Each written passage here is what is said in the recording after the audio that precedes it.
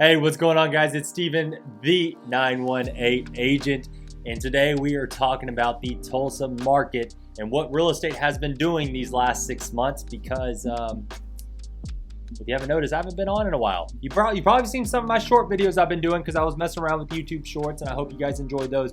They were terrible. I'm going to get back into YouTube because I love making YouTube videos and I love creating value for you guys, and also I want to say something to you. Thank you.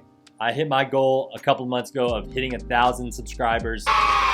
So it opens up a lot of other opportunities with me on YouTube, and opens up a lot of other, things I can do, like community boards, different type of videos, live stream, which we will be doing live streams very soon. So make sure you tune into those too. But before we get started with this real estate market update, I want you guys to do me another favor, if you don't mind, and like this video. Say no more. And if you do that, then I will show you a cute TikTok video of my son right now.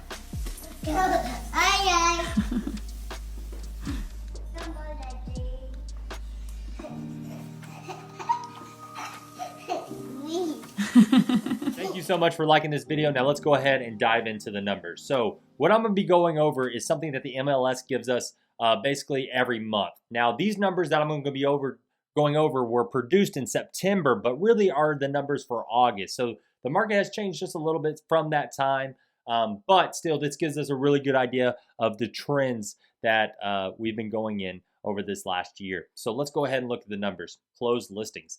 Basically, we have risen a little bit over the last year. So these are going from numbers from August 2020 to August 2021. We've gone up about 2%. Pending listings have gone up 13%. New listings have gone up 8%, which that's a very, very good sign. We want to see that number increase so all you buyers out there have more inventory to choose from. Buy a house. Median house or median list price. So this is crazy.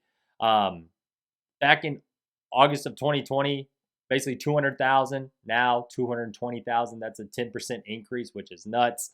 Median sell price is basically around that same price. Now, median percent sell price to list price. So what that means is when a house hits the market, they have a list price. And then when it sells, it has a sold price. So basically, like if I list a house for 200,000 and I sell it for 190, that's a $10,000, gap there. But what this is telling me right here at 100%, anything that is getting listed is being sold at that price too. So before you say, I need to put in an offer at whatever they list at, no, you do not want to do that. You want to talk to your real estate agent. Hopefully it's going to be me. But if you have another real estate agent here in Tulsa, and a good one, which there's a lot of great agents here in Tulsa, they'll definitely run a CMA on that property, make sure it is priced correctly for that neighborhood, and then guide you into what offer you need to put down to have a good chance to get that house. Days on the market. 6 days on the market, guys. So when you list a house, you got basically 6 days to get an offer in and basically try to win that deal. Now, this is a median, so obviously if there's a good house out there, I mean, I've seen several houses, numerous of houses that go in less than 2 days, 48 hours is the amount. What? Are you serious? When you find that right house, make sure you strike fast and you strike hard. End of the month inventory. So that's still what we don't like to see, is basically how many houses are still on the market at the end of the month.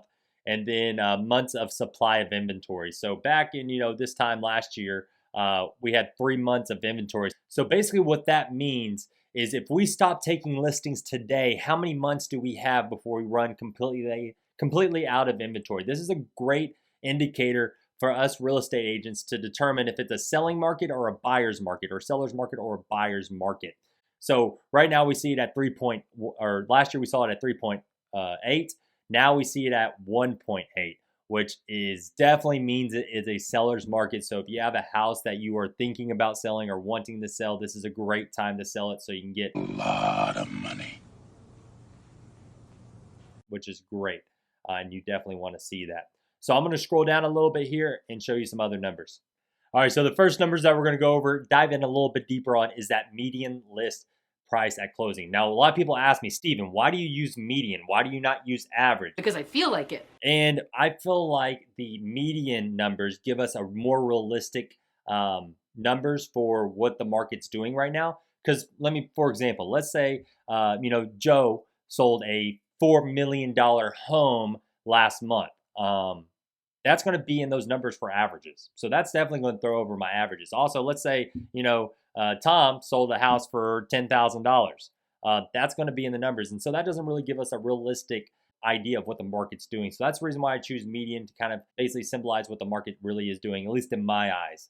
So right here, we can look in basically a 3-month range, which is kind of interesting looking back, because I can definitely see this happening. So in June, the sales price, our median sale price, was $215,000. If you ask me, that was probably the peak, at least at the time, I thought was the peak of basically sales in real estate was in June. It was crazy June. A lot of houses were going. In July, it slowed down a little bit, and I felt it.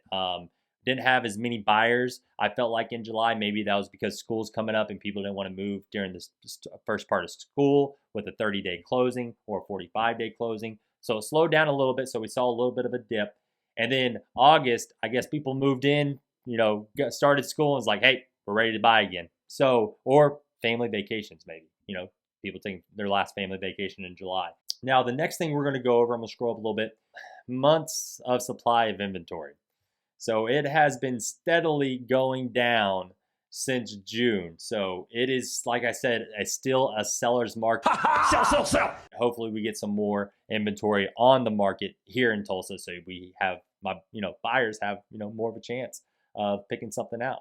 But once again, if you want to list that house, I recommend doing it now. Great time to sell.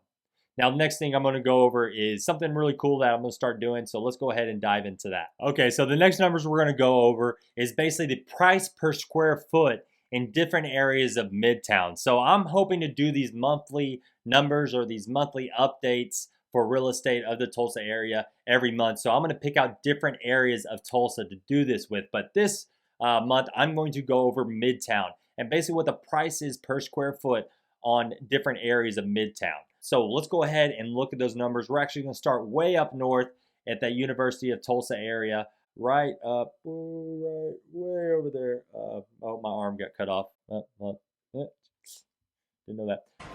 Okay, what was that? But if you can't see my cursor right here, we're going to look at basically the University of Tulsa area. So this includes a lot of areas in the University of Tulsa area. So like the Pearl District, Turner Park, Renaissance, and places like that. So it's going to be kind of that general area. If you narrow down in each one of those different neighborhoods, definitely the price is going to change a little bit, but this gives us kind of a good general idea of what houses are going for in that area. And that's $140 a square foot.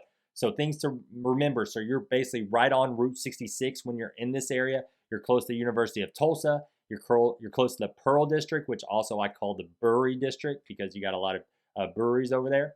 Also, you are close to Kendall Whittier Main Street, which is a really cool area. I think it's probably one of the most affordable areas in Midtown if you want to basically find a house that's more affordable. Now, if we go down a little bit south here, right there at that 178, what that includes is a lot of other different places like Florence Park and South Florence Park, and then the neighborhood right across the highway. So this is a little bit more expensive area. Once again, you're close to all those things that I just listed before. Also, you're a little bit closer to Utica Square. You're closer to the Tulsa Fairgrounds. A lot of those houses are nicely updated and also a little bit bigger in square footage versus that University of Tulsa area I mentioned. So the houses are going there for $178 a square foot. When we go over a little bit east, we're going to go into Mayo Meadow and Lorton? Yeah, I think it's Lorton. Lortondale. So this area is probably one of the most affordable areas too. Mayo Meadow is a little bit different. Probably you're getting closer up to $140, $145 square foot. But once again, I added 2 subdivisions, what skewed my numbers just a tad bit. But this is $136 a square foot. Basically, it's, if you ask me, it's the kind of an in-between area of the University of Tulsa and that Florence Park area. Some good family homes in that area. Also, once again, you're close to, the fairgrounds. You're close to the Patrick Henry area. You're close to the mall at Promenade Mall and places like that. We go down here to that $157 a square foot, and that is Patrick Henry. Patrick Henry, once again, very nice houses. A lot of people are starting to move that way from Brookside, and because they can get a little bit bigger houses. Houses are a little bit older, so they a lot of flippers and people that want to do some renovations to houses. That's where they're going. So that's $157 a square foot. Down south, right, Brooktown area. So it's Brookside. I consider the Brookside area, but the subdivision is called Brooktown. This area is a little bit more affordable if you're looking to live on Brookside. This is where I tend to push clients that are looking to live on Brookside but don't want to pay the Brookside prices. Obviously, you're not close to all those shoppings right on that main street of Brookside, like, you know, Torchy's Tacos, Brookside by Day, Lululemon, Trader Joe's. But, I mean, you're like 3 or 5 minute drive, if that, from that area. So definitely, if you're looking to live on Brookside in that River Park Trails, definitely recommend it. Brookside is where a lot of people want to live right now because it's close to the gathering place, close to the River Park Trails, close to Trader Joe's, Whole Foods, Reese's, a lot of stuff to do. You can pretty much just live in your bubble there. And it's $199 a square foot. Now we go up a little bit more north. This is a really high desirable area that a lot of people like to live in.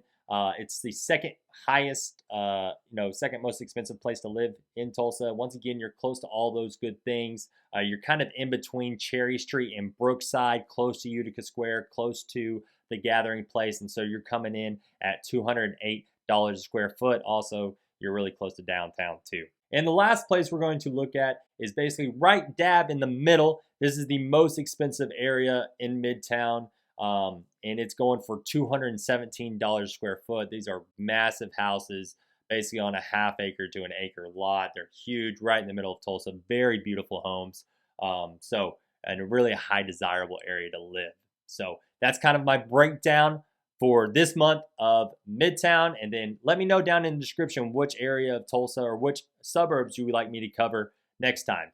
All right, so if you have any questions, please let me know. I put my contact information right above, so you can send me an email, send me a text, give me a call, whatever I can do to help you. Also, if you want to follow me on social media, I put some great content on there of reels and some cool stuff to do in Tulsa. So please give me a follow on Instagram, and you can also message me on there if you have questions.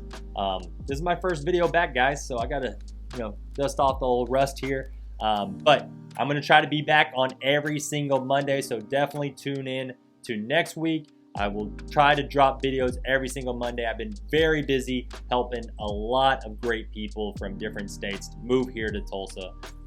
So I've been having a blast. Thank you so much for watching, and we'll talk to you soon.